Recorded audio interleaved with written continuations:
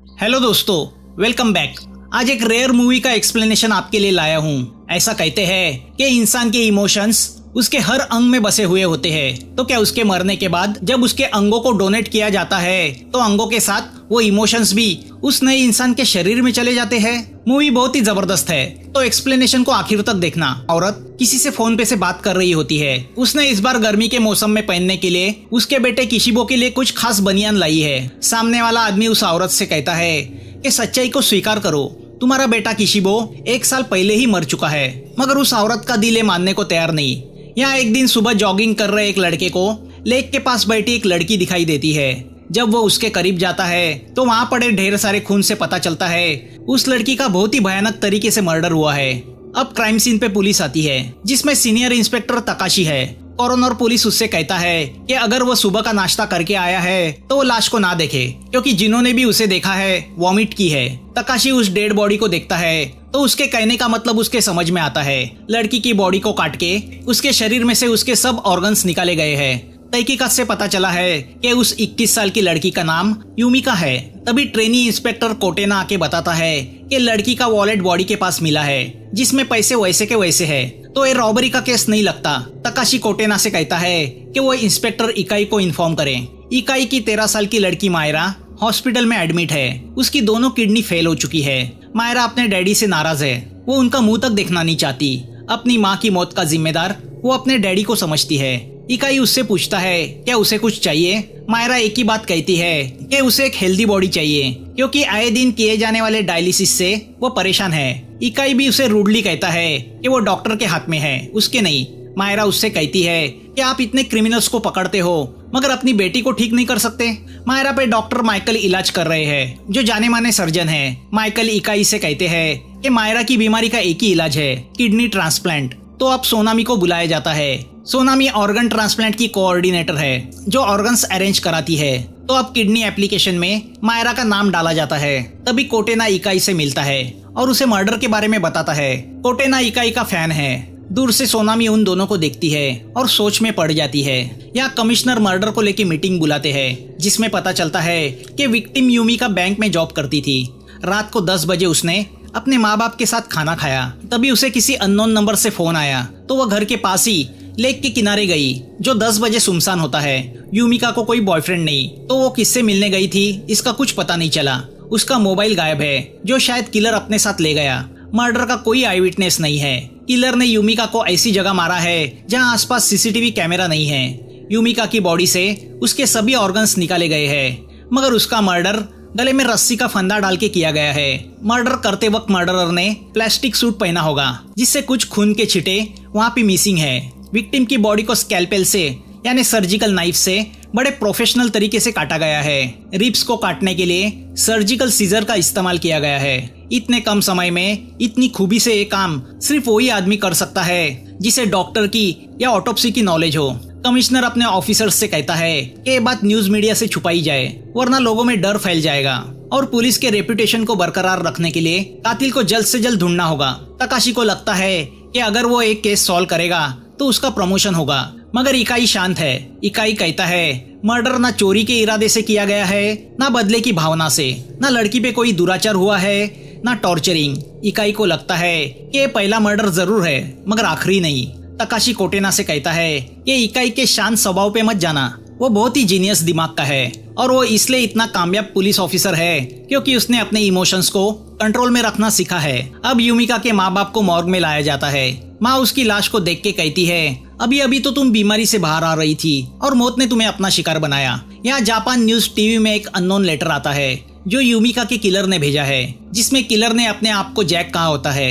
Evening news में वो letter लोगों को दिखाया जाता है। वो लेटर देख के पुलिस भी हैरान होती है। न्यूज एंकर बताता है कि शायद किलर 1888 के serial killer Jack the Ripper की नकल कर रहा है। तो अब इकाई और कोटेना न्यूज चैनल जाके वहाँ के एडिटर से मिलते हैं। वो उन्हें मर्डरर ने भेजा लेटर देता है, मगर उसके बदले चाहता है कि पुलिस केस की डेवलपमेंट उनके चैनल को देती रहे और पुलिस चाहे तो उनके चैनल के जरिए मर्डरर से कम्युनिकेट कर सकती है। इकाई नहीं चाहता कि चैनल पुलिस के साथ सौदा करे। पुलिस की तहकीकात सीक्रेट ही रहेगी और चैनल को उन्हें पूरा सहयोग करना होगा। यहाँ एक पेशेंट को ब्रेन डेड की हालत में हॉस्पिटल एडमिट किया जाता है। डॉक्टर माइकल उसके माँ बाप से कहता है कि तुम्हारे बेटे ने अपने ऑर्गन्स डोनेट किए थे तो प्रोसीजर के लिए परमिशन दे, मगर माँ बाप इस बात के लिए राजी नहीं। तो सोनामी उन्हें कन्विंस करती है कि तुम्हारा बेटा खुद चाहता था कि उसकी मौत के बाद उसके ऑर्गन्स किसी जरूरतमंद को मिले और इस तरीके से तुम्हारा बेटा किसी के शरीर में जिंदा रहेगा, उसकी आखिरी इच्छा भी पूरी होगी। माँ बाप मान जाते हैं। उनके जाने के बाद सोनामी को उसकी लड़की की याद आती है जिसकी कुछ साल पहले एक्सीडेंट में मौत हुई थी। यहाँ लेटर से पुलिस को कुछ भी सबूत हाथ नहीं लगते। इकाई बताता है कि 19th सेंचुरी में जैक द रिपर ने 5 प्रोस्टिट्यूट का मर्डर किया था और उनके शरीर से उनके ऑर्गन्स निकाले थे। उसने भी इसी तरह एक न्यूज़पेपर को लेटर लिखा था। इकाई को ये बात सता रही है कि मर्डरर ने यूमिका को ही क्यों चुना। क्या वो जॉब की आड़ में प्रोस्टिट्यूशन का धंधा करती थी या उसमें कोई और खास बात थी। यहाँ मायरा सोनामी से कहती है कि उसके डैडी अपने फैमिली से ज्यादा अपनी जॉब को अहमियत देते हैं, जिसकी वजह से मेरी माँ ने उनसे डाइवोर्स लिया था। उसके आखिरी दिनों में भी वो उसे देखने नहीं आए। दूसरी ओर शहर के किसी सुनसान जगह एक लड़की किसी का इंतजार कर रही है। वो शख्स आता है तो दोनों पासी के कैफे में जाने का फैसला करते हैं, मगर जैसे ही वो लड़की मुड़ती है वो अनजान शख्स उसके गले में रस्सी का फंदा डाल के उसे मार देता है, फिर अपनी बैग से स्कैल्पेल निकालता है। दूसरे दिन पुलिस को उस लड़की की लाश मिलती है। लड़की के शरीर से उसके ऑर्गन्स गायब है और उसका मोबाइल भी गायब है। अब तकाशी कंफर्म होता है कि ये सीरियल किलिंग है। मरने वाली लड़की का नाम किरिको है जो एक इलेक्ट्रॉनिक शॉप में काम करती थी। उसे भी ठीक यूमिका की तरह ही मारा गया है। इकाई को लगता है कि किलर सिर्फ जैक रिपर को फॉलो नहीं कर रहा, उसके मर्डर करने के पीछे जरूर कोई वजह है। अपने आप को जैक कहला के वो पुलिस को गुमराह करने की कोशिश कर रहा है। किलर चाहता है कि पुलिस जैक को फोकस करती रहे और वो अपना काम करके निकल जाए। कोटेना को लगता है कि दोनों विक्टिम में जरूर कोई कनेक्शन होगा। इकाई अपनी लड़की से मिलने हॉस्पिटल जाता है जहां उसकी मुलाकात सोनामी से होती है। वो इकाई से कहती है कि जल्दी ही मायरा को किडनी मिल जाएगी। वो उसे सलाह देती है कि मायरा की इस हालत में तुम्हें उसके साथ ज्यादा से ज्यादा वक्त गुजारना होगा। इकाई सोनामी से कहता है कि जिंदगी में कुछ रिश्ते ऐसे होते हैं जिसमें सफाई देने का कोई मतलब नहीं होता। सोनामी को बाप बेटी का ये रिश्ता समझ में नहीं आता। तभी कोटेना वहाँ आके इकाई से कहता है कि भले तुम्हें ऐसा लगता हो कि तुम्हारी लड़की तुमसे नफरत करती है, मगर अंदर की सच्चाई ये है कि वो तुमसे बहुत प्यार करती है। वो बताता है कि मेरी माँ ने मुझे जब ऑर्फनेज में रखा तो मैं भी उससे नफरत करने लगा, मगर अंदर से मैं यही चाहता रहा कि काश कभी मैं उसकी गोद में जाके बहुत रोऊं। वक्त बुरा होता है, रिश्ते नहीं। अब कोटेना इकाई से कहता है कि दोनों विक्टिम यानी यूमिका और किरिको के बॉडी पे ऑपरेशन के निशान पाए गए हैं। यूमिका के पेट पे तो इरिको के सीने पे निशान है। तभी तकाशी का फोन आता है कि न्यूज चैनल को किलर से और एक लेटर आया है। लेटर में लिखा होता है कि वो दोनों लड़कियां मौत डिजर्व करती थी और आगे भी इस तरह के मर्डर जारी रहेंगे। कमिश्नर इकाई पे गुस्सा होते हैं कि पुलिस को अब तक एक भी सबूत नहीं मिला। एडिटर कमिश्नर से कहता है कि क्यों ना वो उनके चैनल के जरिए किलर से कम्युनिकेट करने की कोशिश करे। इकाई जानना चाहता है कि उन दोनों विक्टिम का किस बात का ऑपरेशन हुआ था, क्योंकि वही एक बात उन दोनों में कॉमन है। वो यूमिका के माँ बाप से मिलते हैं तो पता चलता है यूमिका का लीवर ट्रांसप्लांट किया गया था तो किरिको का लंग ट्रांसप्लांट किया गया था। 1 साल पहले दोनों का एक ही दिन ये ट्रांसप्लांट ऑपरेशन हुआ था। तो अब इकाई सोनामी से मिलता है क्योंकि ये ऑर्गन्स उसी ने अवेलेबल करा के दिए थे।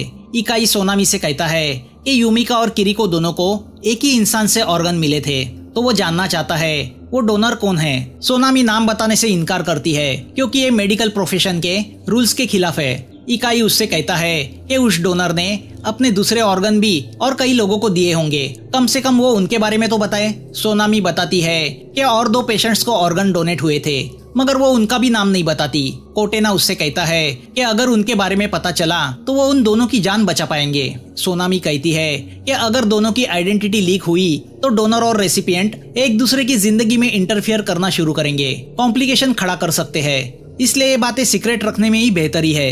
इकाई सोनामी से कहता है कि आगे जो भी मौतें होंगी उसकी जिम्मेदार वो होगी। वहाँ से निकलते ही इकाई कोटेना से कहता है कि सोनामी हमसे झूठ बोल रही है, वो हमसे इन्फॉर्मेशन नहीं कुछ और छुपाना चाहती है। शायद उसने पेशेंट की इन्फॉर्मेशन पहले ही किसी को लीक की है, शायद वो डोनर का कोई रिलेटिव हो। डोनर के क्लोज रिलेटिव हमेशा जानना चाहते हैं कि उनके मरे हुए चहीते के ऑर्गन्स किसे दिए गए हैं, जिसके पीछे इमोशंस होते हैं। सोनामी अपनी उस गलती को छुपा रही है।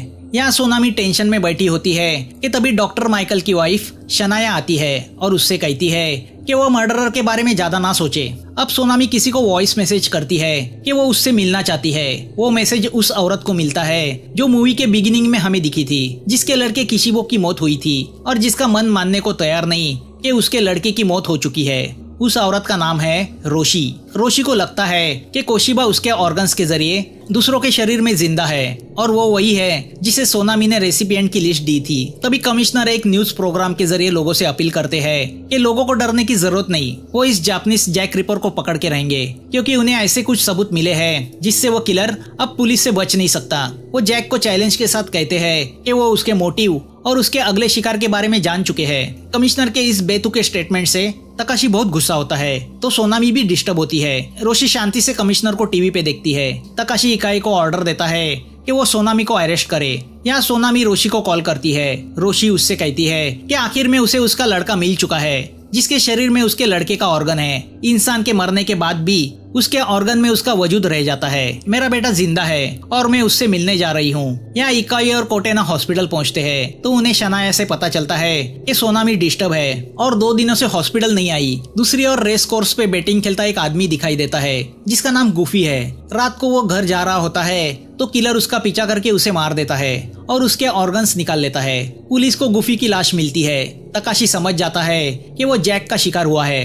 गुफी का किडनी ट्रांसप्लांट हुआ था। सब पुलिस कमिश्नर को गालियां देते हैं। इकाई को तहकीकात से पता चलता है कि उस शाम सोनामी गुफी से मिली थी। तभी इकाई को कॉल आता है कि न्यूज चैनल को किलर का तीसरा लेटर आया है। लेटर में उसने लिखा होता है कि उन तीनों विक्टिम को ऑर्गन मिलना ये उनका लक नहीं, बैड लक था। मैं उनके वो ऑर्गन्स उसे वापस दे रहा हूँ जिसके वो थे।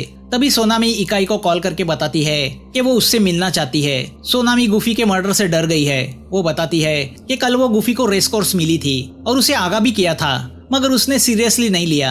गुफी को भी सेम डोनर से ऑर्गन मिला था। उसका किडनी ट्रांसप्लांट हुआ था। अब सिर्फ एक रेसिपिएंट रह गया है जिसको हार्ट मिला है। फिर भी सोनामी डोनर और रेसिपिएंट का नाम बताने को कतरा रही है। इकाई उससे पूछता है कि वो किसको बचाने की कोशिश कर रही है। सोनामी बताती है मैं खुद को बचा रही हूँ। मैंने डोनर की माँ को रेसिपिएंट की लिस्ट देके अपने प्रोफेशन के साथ गद्दारी की है। अब वो उन्हें डोनर का यानी किशिबो का नाम बताती है और रोशी का भी। सोनामी बताती है कि एक्सीडेंट में किशिबो का ब्रेन डैमेज हुआ था। उसने अपने ऑर्गन ऑलरेडी डोनेट किए थे।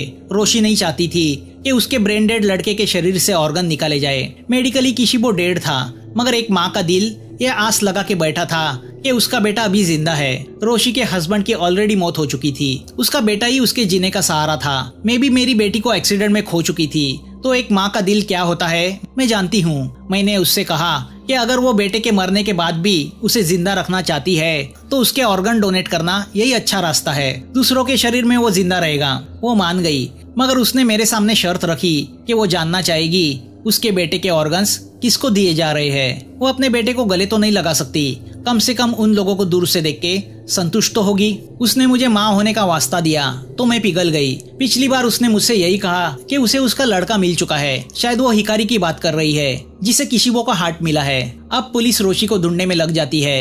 यहाँ रोशी अपने बेटे की याद में खोई हुई है। किशिबो जिम्नास्ट बनना चाहता था तो दूसरी ओर पुलिस हिकारी की सिक्योरिटी में लगी है जो ट्रम्पेट बजाना सीख रहा है। रोशी भी उस पे नजर रखे हुए है। हॉस्पिटल में माइकल इकाई से कहता है कि मायरा ने ट्रांसप्लांट के लिए इनकार किया है। शायद जैक रिपर की न्यूज से वो डर गई है। मायरा इकाई से कहती है कि वो किसी का ऑर्गन लेके उसके अपनों का श्राप नहीं लेना चाहती। इकाई उससे कहता है कि मरने वाला आदमी अगर खुद चाहता है कि उसकी मौत के बाद किसी को जिंदगी मिले तो हम इनकार करने वाले कौन होते हैं। उसके जज्बात की हमें कदर करनी चाहिए। और रही बात डर की तो मैं तुम्हें प्रोटेक्ट करूंगा। इकाई मायरा को प्रॉमिस करता है कि वो उसके ऑपरेशन के पहले जैक रिपर को अरेस्ट करेगा। सोनामी इकाई से कहती है कि वो रोशी को रोके। यहाँ किलर हिकारी को फोन करके बोलता है कि वो उसके डोनर का नाम बताएगा जिसका दिल उसके सीने में धड़क रहा है। हिकारी भी अपने डोनर के बारे में जानना चाहता है तो किलर उसे एक कैफे में बुलाता है। पुलिस ने हिकारी के फोन पे टैपिंग डिवाइस लगाया है तो वो किलर की बातें सुन लेती है। वो हिकारी को फॉलो करने लगती है। दूसरी टीम रोशी पे नजर रखे हुए है। पुलिस को देख के रोशी भीड़ में गायब हो जाती है। यहाँ हिकारी कैफे में पहुंचता है तो किलर उसे मेट्रो स्टेशन बुलाता है। इकाई जानता है कि स्टेशन की भीड़ में किलर हिकारी को नहीं मारेगा। यहाँ हिकारी जैसे ही स्टेशन पहुंचता है तो किलर उसे स्टेशन में खड़ी ट्रेन में चढ़ने बोलता है। हिकारी आने को तैयार नहीं होता तो किलर उससे कहता है कि उसकी सिस्टर उसके कब्जे में है। तो हिकारी ट्रेन पकड़ने दौड़ता है। इकाई और कोटेना भी उसके पीछे भागते हैं। हिकारी फोन को फेंक देता है और ट्रेन में चढ़ जाता है। अगले स्टेशन में उतरने के बाद किलर हिकारी को सुनसान जगह बुलाता है। वहाँ पहुंचने पर वो हिकारी को बताता है कि उसका डोनर जिम्नास्ट बनना चाहता था तो उसे एक टफ आदमी का हार्ट मिला है। अब किलर हिकारी को मारने के लिए स्कैल्पेल निकालता है और उसकी ओर बढ़ता है कि तभी वहाँ पे कोटेना और इकाई पहुंच जाते हैं। अब जैक क्रीपर का चेहरा हमारे सामने आता है। वो कोई और नहीं डॉक्टर माइकल होता है। ये भी पता चलता है कि माइकल ने हिकारी की सिस्टर को किडनैप नहीं किया था, बस धमकी दी थी। इकाई माइकल से कहता है कि तुम्हारे लिए तो किसी के ऑर्गन निकालना बच्चों का काम है, मगर इसके पीछे तुम्हारा मोटिव क्या है? माइकल ने ही किशिबो के ऑर्गन निकाले थे। इकाई उसे मर्डर करने की पीछे की वजह पूछता है तो माइकल कहता है तुम पुलिस वाले हो तो खुद फाइंड आउट कर लो। अब जब इकाई जाने लगता है तो माइकल इकाई से कहता है कि उसने हिकारी को काफी मेंटल स्ट्रेस दिया है जिसका उसके हार्ट पे असर हो सकता है, उसका हार्ट फेल हो सकता है। इकाई उससे कहता है कि हिकारी का हार्ट फेल स्ट्रेस की वजह से नहीं, तुमने किशिबो के ऑर्गन निकालते हुए जो गलती की है उससे हो सकता है। इकाई उससे कहता है कि लोग डॉक्टरों पे विश्वास रखते हैं, उन्हें भगवान समझते हैं, मगर तुम जैसे डॉक्टर अपनी लापरवाही से सब बिगाड़ देते हो। तो बताओ तुमने ऐसी क्या गलती की थी जिसकी वजह से तुम्हें इन लोगों का मर्डर करना पड़ा? माइकल बताता है कि जब मैं किशिबो के ऑर्गन निकाल रहा था तब मुझे टीबी हुआ था। ऐसी हालत में मुझे ऑपरेशन में हिस्सा नहीं लेना चाहिए था, फिर भी मैंने ऑपरेशन परफॉर्म किया। मेरे कफ की वजह से ऑर्गन इन्फेक्टेड होने के बहुत चांसेस थे। जिसे वो इन्फेक्टेड ऑर्गन मिलेंगे उसमें कुछ सालों बाद टीबी के लक्षण दिखाई देने लगेंगे। अगर ये बात दुनिया के सामने आती तो मेरा नाम बदनाम होता, इतने सालों से कमाई इज्जत चली जाती। तो उन लोगों को मारना यही एक रास्ता बचा था। कोटेना सोनामी से कहता है कि माइकल ने कन्फेशन दिया है, मगर इकाई उनसे कहता है कि माइकल झूठ बोल रहा है, मेरी ही कहानी दोहरा रहा है। सिर्फ टीबी इन्फेक्शन को लेके मर्डर करना ये बात हजम नहीं होती। जो आदमी मर्डर करने के वक्त प्लास्टिक सूट और हैंड ग्लोव्स पहनने की प्रिकॉशन लेता हो, क्या वो ऑपरेशन करते वक्त इन्फेक्शन न होने की प्रिकॉशन नहीं ले सकता? पहले 3 मर्डर के वक्त उसका प्लास्टिक सूट पहनना और चौथे मर्डर के वक्त वो ना पहनना, ये बात शक पैदा करता है। माइकल ने मर्डर नहीं किए,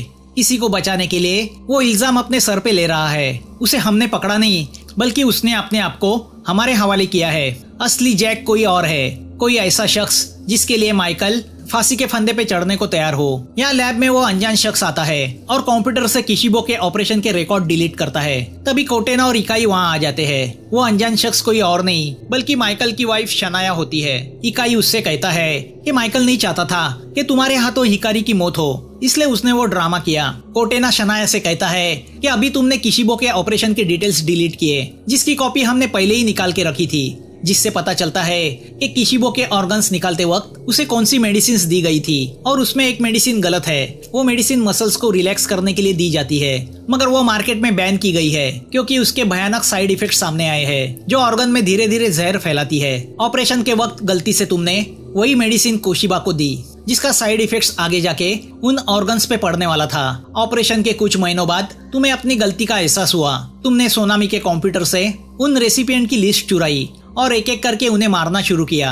हालांकि उस टॉक्सिक से उनकी मौत नहीं होती, मगर साइड इफेक्ट से ये बात आज नहीं तो कल दुनिया के सामने आती कि तुम्हारी लापरवाही से लोगों की जान को खतरा हुआ है, जिससे तुम्हारा नाम बदनाम होता। तो तुमने जैक द रिपर से इंस्पायर होके इन लोगों के सभी ऑर्गन्स निकालने शुरू किए ताकि पुलिस गुमराह हो कि ये किसी सीरियल किलर का काम है। जब माइकल को पता चला कि मर्डर हुए सभी रेसिपिएंट को किशिबो के ऑर्गन्स मिले थे तो उसने ऑपरेशन के मेडिसिन रिकॉर्ड चेक किए, जिससे उसे तुम पे शक गया। शनाया बताती है कि मुझे दुनिया की बदनामी का डर नहीं था, अपने हस्बैंड की नजर में गिरने का डर था, मगर उसने मुझे बचाने के लिए बदनामी को स्वीकार किया। इकाई शनाया से कहता है तुम्हारी वजह से लोग इस डोनर सिस्टम से डरने लगे हैं, तुमने एक अच्छी सोच को खराब किया है। कोटेना इकाई से कहता है लोग तुम्हें बेदर्द समझते हैं, मगर इस केस से मुझे पता चला तुम कितने इमोशनल हो। यहाँ हिकारी नदी किनारे ट्रम्पेट बजा रहा होता है कि तभी रोशी उसके पास आती है। वो उससे कहती है कि वो अच्छा ट्रम्पेट बजाता है। हिकारी उससे कहता है कि मेरा दिल मुझे थकने नहीं देता, वो मेरे बाकी अंगों से ज्यादा स्ट्रॉन्ग है। किसी ने मुझे बताया था कि उस दिल का असली मालिक जिम्नास्ट बनना चाहता था, शायद इसीलिए वो स्ट्रॉन्ग है। रोशी उससे पूछती है कि क्या वो उसके दिल की धड़कन सुन सकती है। हिकारी हाँ कहता है। अपने बेटे की दिल की धड़कन सुन के रोशी की आंखों से आंसू बहने लगते हैं। दूर खड़ी सोनामी वो देखती है। तभी इकाई उसके पास आता है और उसे थैंक यू कहता है, क्योंकि सोनामी की वजह से उसकी लड़की मायरा को किडनी मिली है। वो सोनामी से कहता है कि मैं जितना अच्छा पुलिस ऑफिसर हूँ उतना ही अच्छा बाप बनने की कोशिश करूंगा। मूवी यहाँ खत्म